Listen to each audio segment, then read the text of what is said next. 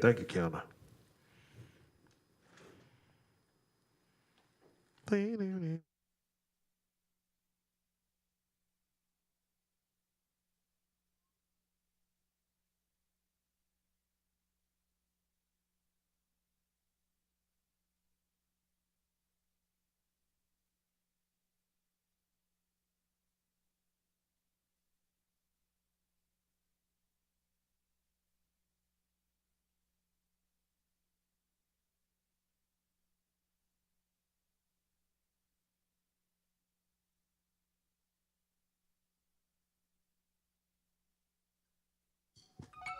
All right, y'all, I need everybody to get about your seat because it's time to start the Sisaundra Show! Oh, yeah.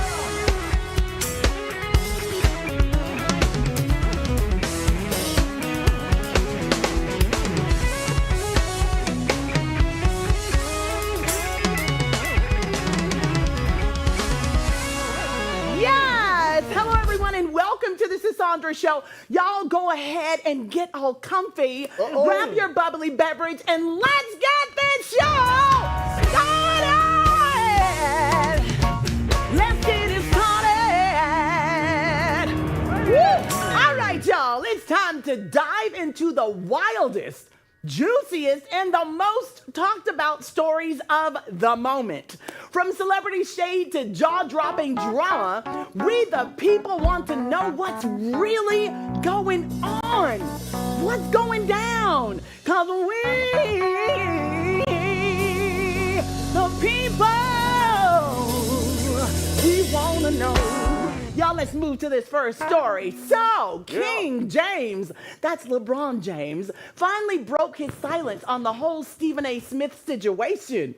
And let's just say, he did not hold back. While chatting on the Pat McAfee show, LeBron called out Smith for running around addressing their viral courtside moment like he's on tour.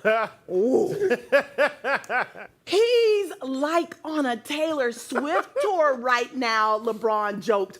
First it was, I wasn't going to address it, but then said, now that the video's out, I feel the need to address it. Go ahead, bro. LeBron said, ooh, y'all, I can't say that on the air. The FCC will, yes. Yeah. But it's M and it's a F. Oh, sis, LeBron said MF. Are you kidding me? If there's one person who couldn't wait for the video to drop, it's him. So McAfee and his crew couldn't help but laugh, especially since rumors have been swirling about tension between Smith and McAfee behind the scenes at ESPN. Oh, Lord, y'all, it just gets more and more. But LeBron wasn't cracking jokes. He made it clear that Smith completely missed the point of their courtside exchange. Never would I ever tell people they can't critique the sport. That's your job. But when you take it personal, that's my job to protect my household and the players, LeBron said. And just when you thought he was done, LeBron hit Smith with the ultimate troll. Oh, he's going to be so happy I'm talking about him. He's going to go home, grab his ice cream, sit on the couch in his tighty whities, and smile ear to ear. Woo, baby, this ain't just shade. It is a full eclipse. This is an eclipse of the sun, y'all. Hey, you making it worse, sis. Am I? I'm just telling the story. I'm just telling the story. Tell the story. This is crazy, True. guys. What's going on, sports? I love it. Y'all love it? As a father first, Oh, yes. come on, before even be an NBA player, he's got to step up and be in that space for his son. Because like you said, if you take it personal, of course he's going to step up and be the father that he needs to be. And I think that's what happened. I ain't mad about that. As a father first, I ain't mad about it. So that makes you an FF and not an MS. That makes you. You're FF. What's an F? What's going on? Whoa, what is that? Like, what is... Ew. Tech. Ooh, what is going on? Male or female has a tremendous advantage over a well-educated white person. And I felt that for a long time. And I hope that anybody in the audience that's black and is watching can hear me say this. And I'm talking now as a person that employs thousands and thousands of people.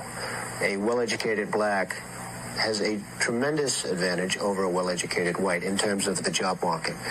And I think sometimes a black may think that they don't really have the advantage or this or that, but in actuality, today, currently, it's a great, I've said on occasion, even about myself, if I was starting off today, I would love to be a well-educated black because I really believe they do have an actual advantage today. Enough said. On to the next news. Let's go on to the next story, y'all. I'm sorry for that interruption, but you know what? I think I actually agree with him on this one. So let's talk about Bishop, T.D. Jakes. Pastor Jakes. He came out and let us know, what really happened the day he was giving a sermon and had us all worried. Y'all check this out. Didn't really realize what was happening to me on stage until I got to the hospital, and the doctor leaned over my ear and said, "You'd had a massive heart attack." And the reason I didn't realize it is because I had none of the symptoms that they say, no numbness, no sharp pain, no anything. I just kind of drifted off to sleep. I didn't know what it was, but I almost died. Massive heart attack. He said 5 minutes later I'd have been dead on arrival. The right side of my heart had completely stopped getting blood at all. And as long as I was up preaching, I felt fine. But when I sat down, the adrenaline dropped, and it exposed the fact that I was preaching with half of my heart closed.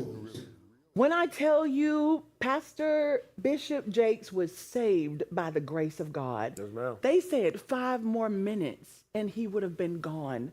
We literally watched this man have a massive heart attack. And all I can say is, won't he do it? If anybody can save you and get you somewhere in time, it's gotta be nobody but Jesus. Wow. So guys, did y'all know about this? Did y'all hear about the massive heart attack? I saw it as it was circulating social media, but I didn't see this recent interview to know that that's exactly what it was. I still had no idea what it ever was. And he's been back since then. He's been back. And so it's so unbelievable because people tell you like, okay, these are the signs if you're having a heart attack. And then you have someone that had one and then talks to you and tell you, I had no signs. No signs at all. He preached. This is scary. He preached a sermon with half of his heart blocked by a blood clot. That is He had a clot in his heart. That is but very no, scary. child, when Jesus goes before you. Won't he do it? Won't he do it? Yeah. Oh, don't get me started. All right, so listen, we're going to move on to this next story, y'all, because today we have a guest who knows firsthand the challenges of battling sickle cell anemia.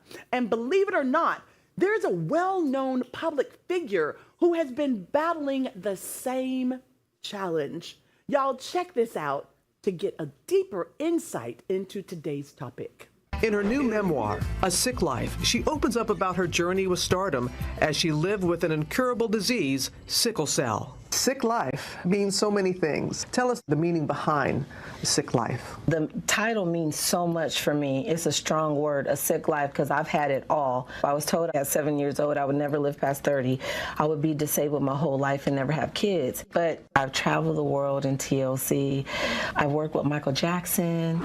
Sickle cell disease is an incurable blood disorder that affects nearly 100,000 Americans.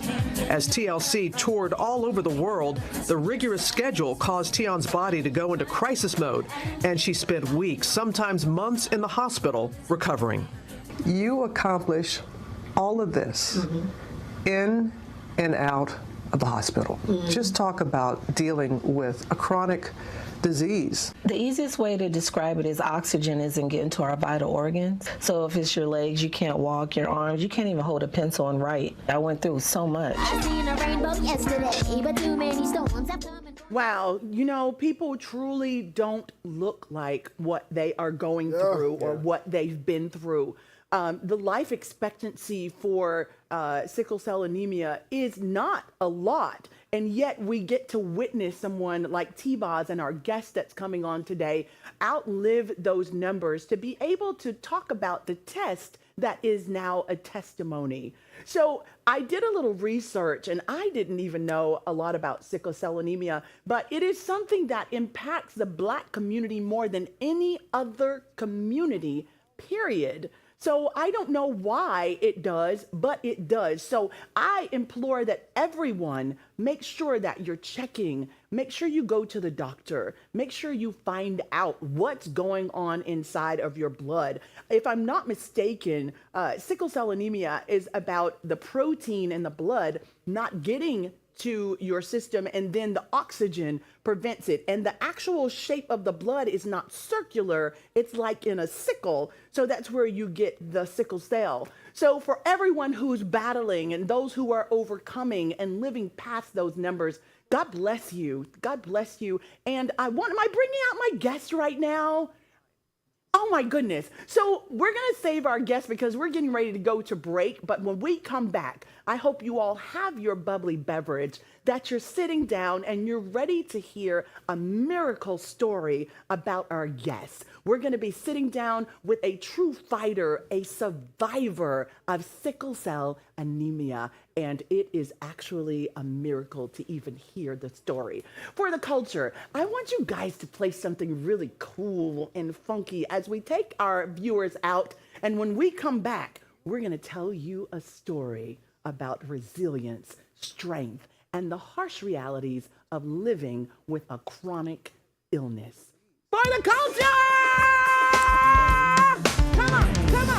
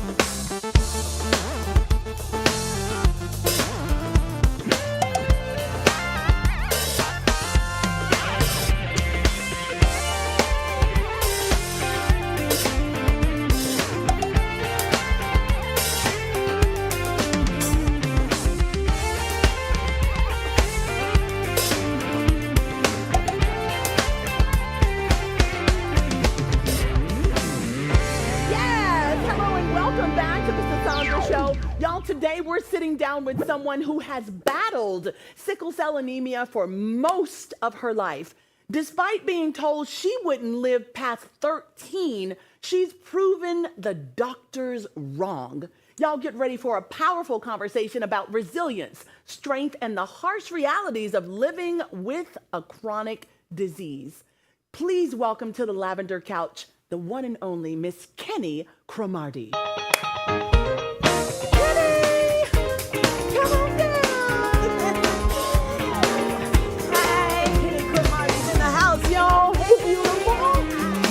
Good to see you. Hey.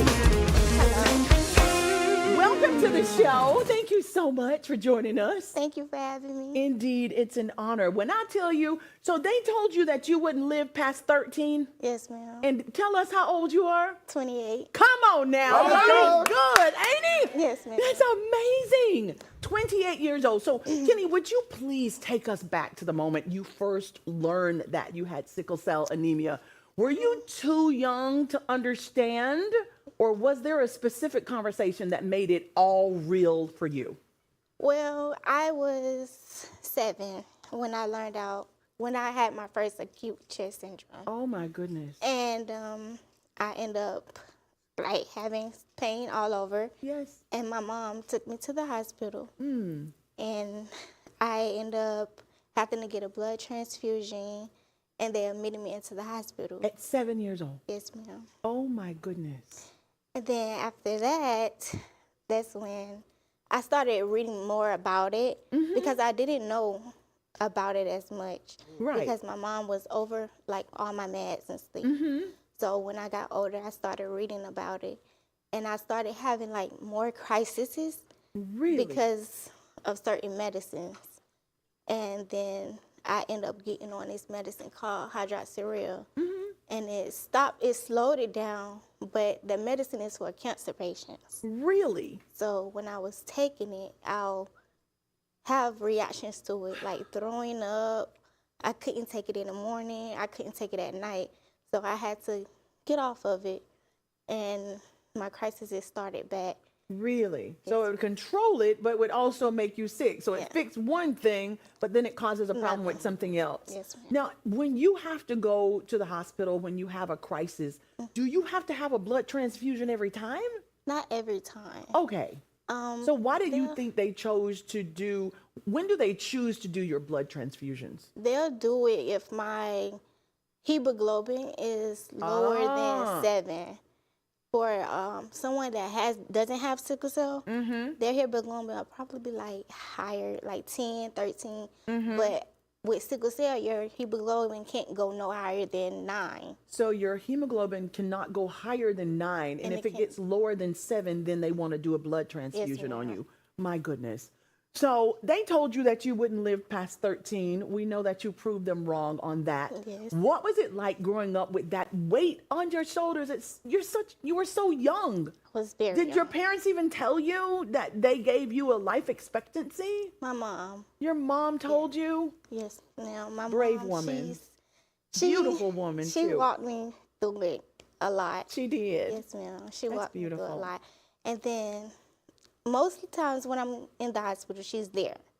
So she would always encourage me to drink water. Yes. Make sure I don't exercise too much, because exercising it's too much weight. It can trigger? It can trigger it, yes, ma'am. Really? So how do you know you've exercised enough and don't push it? Well, I don't exercise. Oh, Lord Jesus. Well, you ain't even going to take no chance, are you? No, ma'am. It's like, I Let me don't get you even straight first. exercise, ma'am. You're I not don't even exercise. going there. I don't exercise at You know all. what? I think it would kind of sit me down a little bit if somebody said you can't exercise too much. And then it's like, well, what's too much? Because I'm not trying to go there, Yeah. right? Yeah. Oh, my gosh. But I do drink water, though. I'm so glad you drink I water. drink water. Oh, my goodness. I do drink water. So would you please walk us through, Kinni, a sickle cell crisis? What does it feel like? What's happening to your body in those moments? Okay, well, before I get mine, I'll have a sign. Like, my face will start hurting first. Like, my jawbones. My jawbones will start hurting, or, like, in my legs. But it feels like, have you ever broken a bone? Yes. It's like you're breaking the same bone over and over and over again. It's very painful. It just feels like you're breaking. Yeah, it's only in the joints. So like you only feel it in your joints. Bones. Yes, ma'am. Wow. It's like it's constantly in the same spot over and over again. But you really have to be tough to battle with it. Yes, you do. You have to. And yes, you are. Have a strong mindset. Yes. Because it could weigh you down a lot. But that's how it feels. But thank you so much for sharing that, because we have no idea. Like when you found out you had it and you had to do some research as you got older to find out about it. Ma'am. Today I did a deep dive to try to understand what you're going through. And even after reading, sitting here and speaking with you is like a whole nother story to hear the truth about where it comes from, what triggers it, all of those things. So I just want to say to you that you are brave, that you are an overcomer. And just coming here on the show to share your story with people, it will certainly resonate with them, and it will help change lives and the understanding of what sickle cell anemia is. So thank you for that. You're welcome. Yes. So you've spent a lot of time in hospitals, but instead of finding relief, you've often been met with judgment. How have doctors and nurses treated you when you've been at your most vulnerable state? Well, I get a little emotional, but I want to say about 3 years ago, I ended up going to the hospital, and it was a Caucasian doctor. He walked in the room and he was like, I'm tired of seeing your face. Yeah, and I was like, huh? He was like, at this point, you're just a drug seeker. What? Yeah, and I was shocked because it's like, I can't help it. That's the only thing that, helps with sickle cell is oxygen, fluids, and pain medicine. So I was shocked for a minute, and I called my mom, and I was like, Mom, this doctor just said this to me. And she was like, well, what are you going to do? So I ended up leaving. And when I left, I ended up having to go back because, if I'm not mistaken, I ended up having an acute chest syndrome. And when I went back, the same doctor was there. Oh my God. But I told them, like, I just had a run-in with him. I don't want to see him. And at hospitals, you can't pick and choose who you want to be your doctor. Okay. So I had to wait until he got off. And then I signed back in. And when I signed back in, they did my blood work and everything. And they seen that I was going through a acute chest syndrome. You were going through a chest what? Acute chest syndrome. It's when, like, you have to be, well, from my eyes, I've had to be on life support. You've had to be on life support? Yes, ma'am. Oh, my goodness. And you're a miracle. It's judgmental because they only think that you want pain medicine. But you're in pain. Yeah. And it's not pain that you can visibly see. It's like, if you break your hip, if you break your foot, if you break whatever, then people are like, oh my God, they're broken. Yeah. But why, when you can't tell that someone's broken on the inside and hurting and you're passing judgment, I would imagine that that's not something doctors should be doing. It's unethical. Yes. It goes against everything they get their license to practice for. Yeah, it's very judgmental. Like, I'm so sorry. Very. So, Kinni, tell me, what would you say to the younger you, the survivor that you are now? You look back at that younger Kinni, that little girl, what would you say to her? Listen to my mother. Listen to your mama. Were there times when you didn't listen to your mama? Yes, ma'am. Really? A lot. A lot? Oh my God, Kinni! Was there a reason why? Do you look back now and say, well, I was like that, Mom, because I didn't know how to express myself. I didn't like how I was feeling, so you took it out on. We normally hurt the people that we love the most, they say. I feel like I was like that because I always wanted to be normal. But normal is overrated. Okay, I love that. Did y'all hear that? She said she always wanted to be normal, but normal is overrated. I'm with you on that. Yeah, so. And so what do you want to be now? What have you decided that you want to be? Well, right now, I just want to be me. Yes. Like, I know I have to drink water. I know I have to eat right. I know I have to make sure I'm doing for me because I have a little one. So you do? Yes. You had a baby? Yes. That's amazing. Congratulations. Thank you. That's amazing. And now you get to take all that love that you have and share it with your little one. Girl or boy? A boy. A boy. Yes, Congratulations. How Thank old you. is your son? He's 4 months. 4 months? Yes, ma'am. Girl, you ain't supposed to be out the house. Oh my God. You don't look like you just had a baby. Congratulations. Indeed, indeed. Thank you again for sharing your testimony with us. We are so grateful for you visiting with us. And to our viewers, thank y'all so much for tuning in. I hope that the story today has helped you or someone that you know. And if not, we pray that you will continue to pray for our guest, Kinni. We'll see you all back here tomorrow at 7 p.m. God bless you. For the culture. All right. Come on. Now everybody just scan that QR code at the bottom of your screen. Because we've got so much more exclusive content for you right here, only on the Sisaundra Show. Y'all tune in next time. And again, we'll be right here waiting on you, only on the Sisaundra Show.